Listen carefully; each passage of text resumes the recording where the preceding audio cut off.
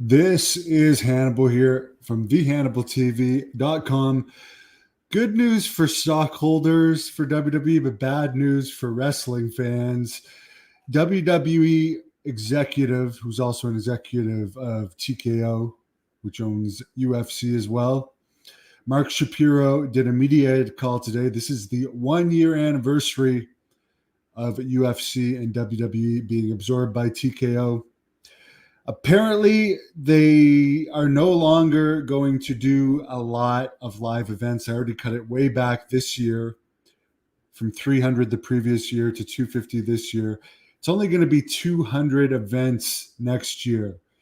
They weren't specific if this also includes NXT or not, but they do have 3 brands, so that's 200 total events. So divide 200 by 3. You don't have to work that much these days if you're a wrestler. Their reasons for this is to what they call marginally profitable events, like in smaller cities where they used to go quite often. They don't feel it's worth it anymore. They would rather people travel to the big cities for events and not bother with the smaller shows in mid-sized arenas where the profit isn't worth it to them. Here's one thing that seems to be a bit of an exaggeration. And apparently they want to boost ticket prices because, quote unquote, they are selling out left and right for WWE events. I don't know if they are selling out left or right. To be perfectly honest, I really don't.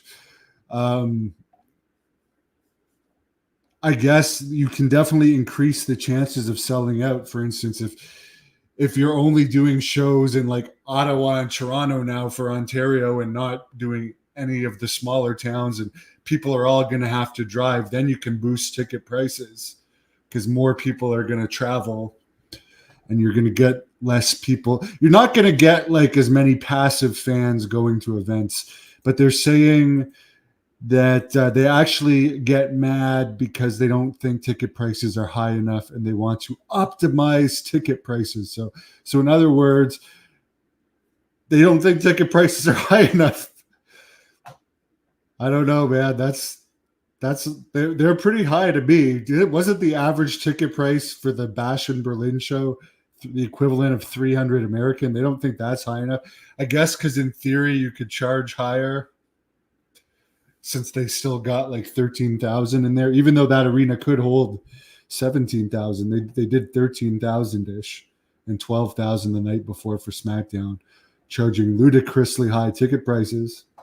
So I guess as long as their record-breaking profits are good, they're going to keep boosting them. They want to do more situations for premium live events where places are paying for premium live events to come. So we are seeing this all the time now, and this definitely appears to be working. Cities are paying for live events to come, and they want to do more situations where cities are paying for WWE and UFC weekends, where there's multiple events over the weekends. I can see why they'd want to do that, and it appears to be working for them. It's putting some cities on the map, like Cardiff, Wales. Honestly, I'm not hating on Cardiff, Wales. I did have some family from Wales at one point that have passed away now. But how many people have heard of it? But since they've paid for events in Cardiff in recent years, now most wrestling fans know where it is.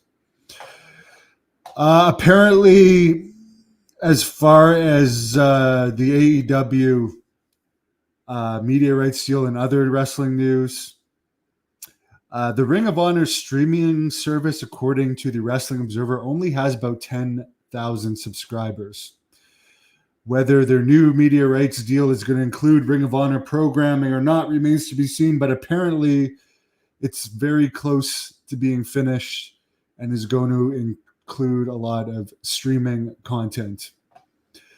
And who knows if this is going to mean more AEW content or not. It seems like as soon as Collision and Rampage were created, really watered down Dynamite. So I don't know if they get even more content deals, if that's going to help them or not, or just water down the product more. Who knows? Dennis says he paid $100 for last week for nosebleeds. I don't know. To me, maybe it's just because I'm like your average person. To me, that's too much for someone like me to ever want to spend money on. I mean, you may as well just watch stuff on YouTube if you're going to sit in the nosebleeds. But if people are paying it, why not? HEF Media says the only justified reasons to raise ticket prices is the return of the Hands of Stone. Ronnie Garvin. I agree with that. Hello to the Cheap Heat Productions podcast. I wonder how much tickets are in Ireland when they go over there. They probably charge on average more than they charge here because it's so rare.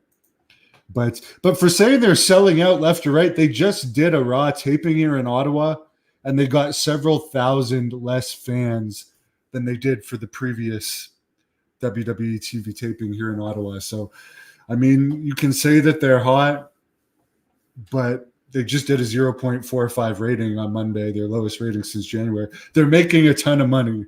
They're not in any sign of death or even going down or anything like that. But just to me, it's like, why charge more just for the sake of charging more?